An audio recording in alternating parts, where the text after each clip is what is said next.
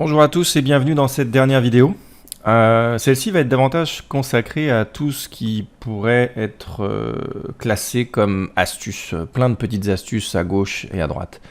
Et que j'ai pas pu insérer dans les vidéos, soit parce que j'ai oublié, soit parce que je voulais éviter d'en mettre trop pour m'assurer que l'apprentissage allait être le plus efficace possible. Donc, ici par exemple, à un moment donné, j'ai oublié, je voulais le mettre dans une des premières vidéos, j'ai oublié de le mettre, je pense que c'était au niveau de la navigation, c'est F. Donc si par exemple vous avez un objet qui est un petit peu loin, et que même qui a disparu du viewport et que vous voulez le récupérer, vous appuyez sur F. Même s'il n'y a rien de sélectionné, ça va s'assurer de faire un cadrage sur l'ensemble de la scène, et si vous avez un objet qui est sélectionné, par exemple ici, que je fais F, ça va être directement sur l'objet.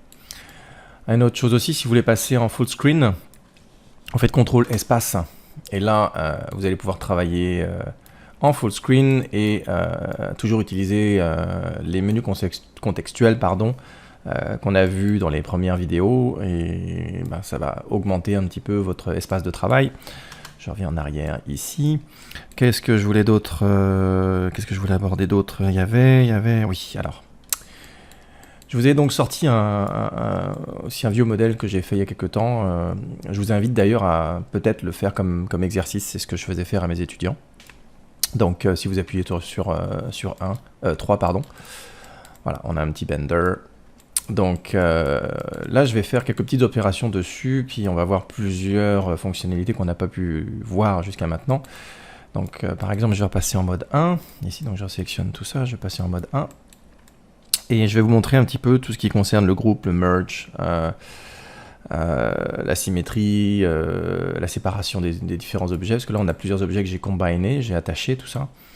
Donc admettons que vous travaillez, puis à un moment donné vous vous rendez compte que la symétrie n'est plus actuelle, ça fonctionne plus, il y a un vertex ou plusieurs vertex qui ont bougé, etc. Donc ce qu'on va faire déjà dans un premier temps, c'est qu'on va enlever toutes les faces, enfin du moins toute la partie gauche ici, donc c'est sûr que je pourrais le faire ici en mode face et puis venir chercher, mais vu que je suis en perspective, c'est pas toujours évident d'aller chercher tout ça de manière très précise. Donc si j'appuie sur la barre d'espace, simplement sur la barre d'espace, là je vais récupérer mes 4 vues classiques orthographiques. Je peux venir ici, je mets la souris sur la vue sur laquelle je veux avoir une vue plus grande. Et là, voilà, donc je peux aller chercher approximativement les faces qui m'intéressent. Voilà, je vérifie que j'ai bien toutes les faces. Voilà, c'est le cas. Donc là, je vais faire un supprime. Je peux revenir dans ma vue normale de travail. Voilà. Et maintenant, je vais dupliquer l'objet ici, le placer de l'autre côté. Mais pour faire ça, je vais aussi, parce que ça on l'a déjà fait dans une autre vidéo, mais là je vais aborder aussi le fait qu'on peut faire ça dans un groupe, avec un groupe, pardon.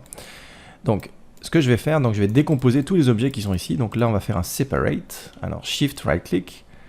Et on va faire un separate. Où est-ce qu'il est le separate? Il est là. Et là, regardez bien ce qui se passe dans la outliner ici. Là. Donc là, on va aller faire un separate. Et là, maintenant, si j'ouvre ici, j'ai un groupe. En fait, il m'a créé un groupe avec tous mes objets qui sont dedans. Donc maintenant, mes objets sont tous séparés. Et j'ai un transform ici. Donc, là, ce que je vais faire, je vais enlever le transform en faisant un edit, delete by type history, voilà. Et là j'ai encore mon élément qui est ici, qui est dans un groupe, tous mes éléments ici qui sont dans un groupe. Alors pour les sortir, vous allez sélectionner tous les objets avec Shift, et ensuite vous allez, avec le milieu de la souris, vous allez pouvoir glisser vos éléments à l'extérieur du groupe, et là maintenant le groupe est tout seul, et je peux faire supprimer le groupe. Comment on crée un groupe? Alors facile, edit ici, vous pouvez faire un groupe ou groupe. Le raccourci clavier, il me semble que c'est CTRL G, on va le tester dans quelques secondes. Donc je vais prendre tous mes groupes ici, avec Shift, je prends tous mes éléments, pardon. Zut, mal pris, on va prendre tout ça directement, on va enlever celui-là, voilà, avec CTRL. Ok, donc là je vais faire un groupe, donc là je vais faire CTRL G, voilà, donc j'ai mon petit groupe ici. Et l'avantage du groupe, c'est qu'automatiquement, alors là je l'ai mal mis, je vais le replacer en objet ici, automatiquement le pivot est au centre du monde avec un groupe. C'est comme si on faisait un delete by type, ensuite on faisait un freeze, transformation, reset ici, l'équivalent du reset xform, il met le pivot en plein centre du monde. Donc l'avantage de ça, c'est que maintenant que j'ai mon groupe ici, je peux faire dupliquer le groupe, donc CTRL D, j'ai un deuxième groupe qui est là, Et le groupe, si je fais un CTRL A, ou même si je viens ici avec, pardon, c'est pas lui, si je refais encore un CTRL A, voilà, je vais avoir ça ici. Et là, je peux faire un -1 ici. Donc là, j'ai mes deux groupes qui sont comme je les veux. Mais l'avantage, c'est que j'ai pas fait un -1 sur les objets ici. J'ai fait un -1 sur le groupe ici. Ça peut être avantageux dans certaines circonstances de faire ce genre de choses. Donc là, maintenant que j'ai tous mes objets, je peux attacher tous mes objets. Donc je peux venir ici, puis là, vous allez voir, on pourrait très bien prendre tous les objets ici des groupes, les sortir, faire un combine, etc. Mais ça va causer autant de problèmes anyway dans le outliner, ici, là. Donc autant le faire directement. Donc je prends tous mes objets ici, et je fais un combine. Voilà. Alors encore une fois, on a plein, c'est juste le bordel en fait, avec tous les anciens noms des objets avec les transforms, etc. Donc on reprend notre objet de base, on vient dans Edit, Delete by Type, History, et là, tout s'enlève, et on a juste l'objet final qui a été créé. On peut le renommer en double-cliquant dessus, Enter, voilà. Donc là maintenant, mon objet, il est pratiquement ce que je voulais. On va enlever le bouton ici parce que c'était pas celui-là. On va enlever ici, double-clic ici, voilà. J'appuie sur 3 pour voir un petit peu ce que ça donne. C'est à peu près ça, mais là on se rend compte que, vous voyez, ici, les points ici sont pas connectés. Et alors on va le faire ensemble, puis on va voir justement une autre fonctionnalité qui est le merge des vertex par rapport à un threshold. Donc, je vais me mettre en mode, encore une fois, en mode ici, orthographique de front. Je vais me passer en mode vertex. Je vais enlever, je vais me remettre en mode 1 ici, puis je vais aller chercher les vertex qui m'intéressent ici, donc en plein milieu. Ici, avec Shift. J'aurais peut-être pas dû prendre les yeux. Voilà. On va prendre. Manière, on va le voir tout de suite s'il y a des erreurs. Évidemment. Hop là. Voilà. Ok. On repasse en vue normale. Du moins ce que j'appelle la vue normale. On vérifie que tous les points sont à peu près là. Je passe en mode 3 parce que c'est intéressant quand on est en mode 3, c'est qu'on voit si ça s'est bien passé ou pas. Donc Shift, normalement ce qu'on devrait voir c'est des belles courbes ici et non pas une sorte de pointe. Donc on va faire un Shift right click, Merge, et aussi, au lieu de faire un Merge Vertex to Center, parce que là tout va être retrouvé au même endroit, on va faire un Merge Vertices ici, et on va aller sur le petit carré là pour les options. Et là ça nous permet de déterminer le threshold ici. Donc normalement cette valeur là devrait fonctionner si j'appuie sur Apply, et voilà. Ça fonctionne, donc maintenant c'est merged. Pour vous assurer que c'est bien merged. Ah, bah vous voyez, là il y a des petites erreurs. Là. Tiens, ici, je crois que j'en ai oublié 2 ici, donc on va faire. Je peux refaire la même opération, je peux appuyer sur G aussi, c'est la même chose. Ah, ça marche pas, on va recommencer. Il y a peut-être un petit problème ici. Je vais aller dans Display, Head of Display, et je vais aller chercher le polycount. Combien j'en ai ici? Il me montre bien qu'il y en a 2. Ouais, donc là on va aller chercher, on va faire un petit merge normal. Là il y en a 2 aussi. Et là, il n'y en a plus qu'un, donc là c'est bon, c'est corrigé.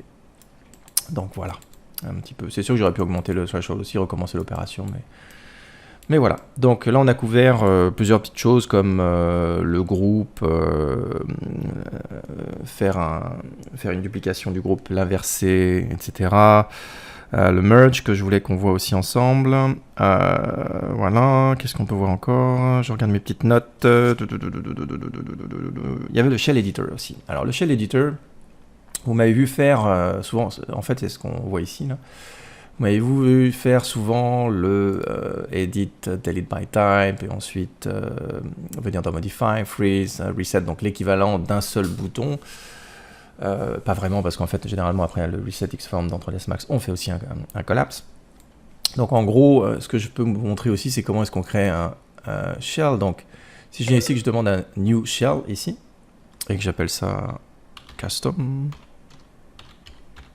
voilà, tac.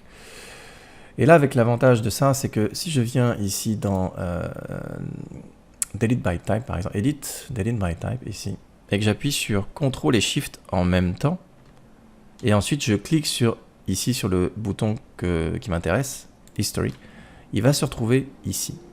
Et là maintenant, si je viens faire Modify, Freeze, et je fais la même opération, donc Shift CTRL, je reste appuyé dessus, je clique sur Freeze, et je fais un Reset.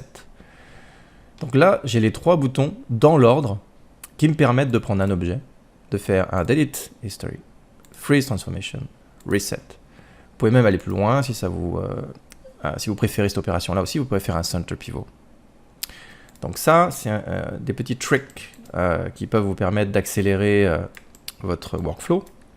Vous avez aussi le snap. Alors le snap, si par exemple j'ai des vertex qui sont partis d'un endroit, alors évidemment là c'est pas très évident, je cherche un truc un peu droit, donc admettons que voilà, j'ai fait une erreur encore une fois, je suis un petit peu sloppy, puis voilà, zut, j'aimerais ramener les vertex par rapport à ici, là, les aligner.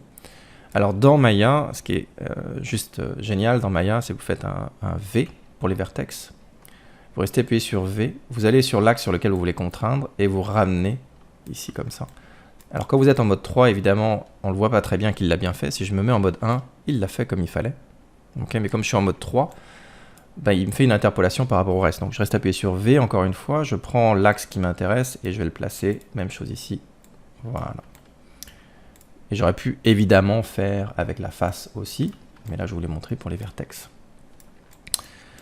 Voilà, parce que je peux prendre la face, je peux venir ici et je fais la même chose avec V et puis je viens le placer là et ça va faire exactement la même chose.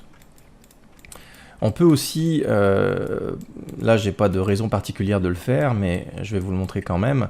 Par exemple, admettons que vous sélectionnez une série de vertex et vous voulez que le pivot qui est ici soit déplacé. Vous pouvez faire un D, et quand vous faites le D, ça déplace, quand vous restez appuyé sur les D, ça déplace le pivot. Vous pouvez faire un D et un V en même temps, et si vous cliquez sur le milieu de la souris, vous pouvez déplacer votre pivot sur l'endroit qui vous intéresse, et ensuite vous pouvez le modifier par rapport au pivot qui a été placé.